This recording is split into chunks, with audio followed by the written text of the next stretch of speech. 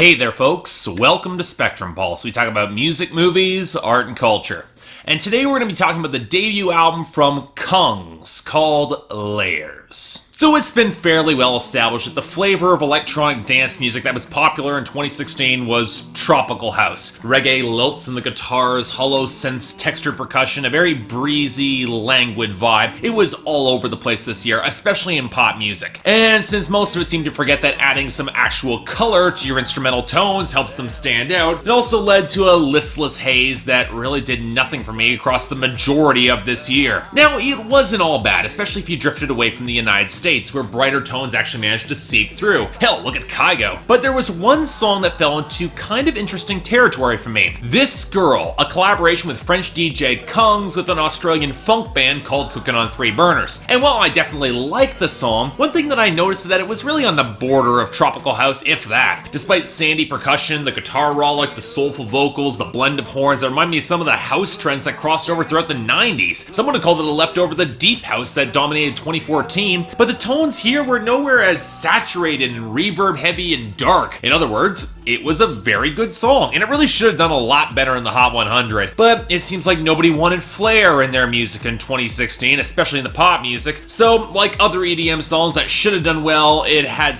no real momentum and then crashed pretty hard. But you know what? I was still curious. After all, Kungs hadn't even reached 20 yet, and he had a hit that had been huge worldwide. I'm curious if he had some more up his sleeve like that, so I checked out his full-length debut album, Layers. What'd we get? Honestly, both more and less than what I was hoping for. I'll admit right at the gate that Kungs' Layers is shortchanged by being released in November instead of mid-August, where it likely would have gotten a warmer reception, or at least more excuses for being this ephemeral. But the truth is that even if it had been, I'm not sure how much I would have embraced it. The record that it reminds me the most of was, surprise surprise, Kygo's Cloud 9 in terms of the tone and the vibe. And just like that album, it's certainly pleasant for the most part, but it's also pretty thin across the board, not quite able to pay off all the good ideas that are here beneath the surface. In other words, it's a decent record, but not a great one. And let me stress, there are some good ideas here, mostly when you consider the instrumentation and production on the first half of this album especially. While Kungs never aims for the sense of immediacy and punch that made the 90s such a fruitful time for electronic music and house, even in the mainstream, tonally, he's not that far removed, drawing on horns and plenty of guitar licks to anchor the melodies that vary between being pleasantly or maddeningly catchy. And while I wouldn't call the production precisely organic, there is a depth and swell to a lot of these tunes that doesn't really seem overblown or overstated. Take songs like Melody, or You Remain, or Freedom, or I Feel So Bad, or the big hit This Girl. When the record builds to its warm, gentle grooves with all that guitar texture, both electric and acoustic, coupled with some blasts of horns and especially trumpets, there's a breezy flavor that almost lets you ignore how fake the snaps and hand claps feel, or how all these songs would be so much more interesting with live drums instead of that beat that always feels a tad too close to the front of the mix and just a little bit too staccato. Maybe I'm just old-fashioned, not really griping with this sort of electronic music, but you can't tell me that live snares, kick drums, and cymbals wouldn't have worked here as well. For as loose and free-flowing as this album is trying to be, I'm stunned they didn't at least try for some live drum work. Unfortunately, that's only about half the album. The other half is significantly less interesting. Mostly because it finds Kungs outside of an established sound and identity where he can at least control it. And when you get songs like the stab at Deep House on the soul instrumental track Wild Church, or the DJ Snake imitation of Bangalore Streets, or most frustrating of all, the discordant modern pop pileup that is Trust that ends this album, not a good note to end things at all. It's probably the worst song here. And it's before you get that synth line on Tripping Off. I appreciate mirroring the vocal melody, but that tone was somehow hollow, nasal, and also annoying as hell. Did not work for me. Granted,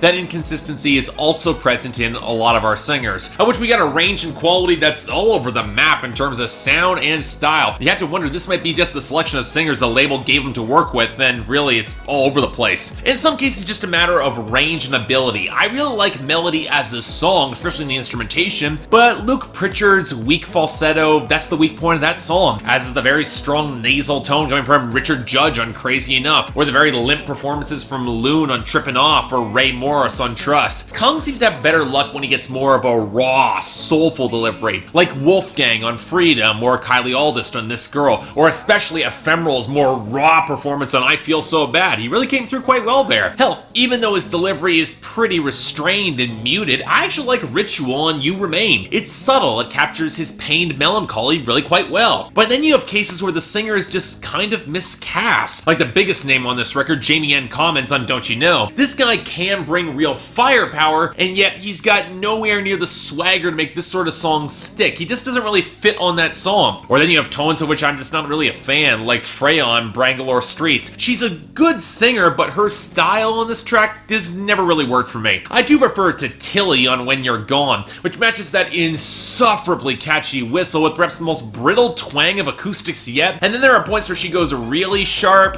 Yeah, again, unfortunately, the weakest part of the song are the vocals. That leaves the lyrics. Really, they're barely worth mentioning, even by the standards of dance music, less good or bad or more just kind of irrelevant. The most emotional complexity we get is on You Remain and its restrained melancholy, with Ritual hoping against hope that this wild girl won't leave him behind, or the lingering memories of When You're Gone, or the apology from Ephemerals and I Feel So Bad, where he's actually credible in selling the relationship was failing and his own regret that he didn't take the steps to end it sooner when they were starting to grow apart. Beyond that, the most I can really say about the lyrics are a few sloppy points, like on Tipping Off, where the girl was looking for that deeper connection, says to show yourself there's nobody else. Wouldn't he know if there was somebody else already? Or take Trust, which clinches the worst song here again, your standard anti-authority anthem, and then asking for trust that they will go in the right direction. I don't know, it kind of undercuts your spirit of rebellion to be asking for that. I mean, stand up for yourself. You should actually be fighting for that sort of thing. But really, that's nitpicking. There's almost so much here that's worth caring about to really dig deeper. Don't get me wrong, for a debut album, Kungs did fine with Layers, and he's at least starting to push songs that have some more single potential, that Ephemerals track for one. But when nearly half your record feels more like filler than anything else, it's not really a good sign that Kungs has firmly defined his identity going forward. Yes, he is young, I'm gonna give him some points for that, but still, I have to deal with the entire album as a whole. I'm not really giving him a pass here either. Now look, there are some seeds of potential here too, and I can definitely see Kungs delivering on his promise if he refines the workable guitar melodies, because there is a real hope of an interesting sound there. But as a whole with this, I'm thinking a very light 6 out of 10 for this debut, and only a recommendation if you're really curious and you love this girl. I'm not quite sure the Hot 100 in 2016 would have been objectively better with more Kungs on it. Maybe just some of the good singles, I wouldn't mind that. But you know what?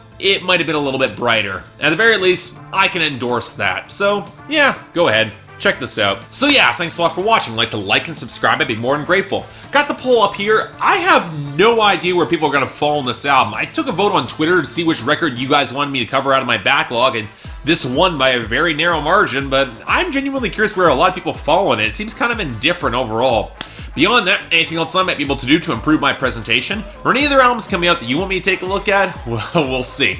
Until then, I'm Mark, you're watching Spectrum Pulse, and I'll see you next time.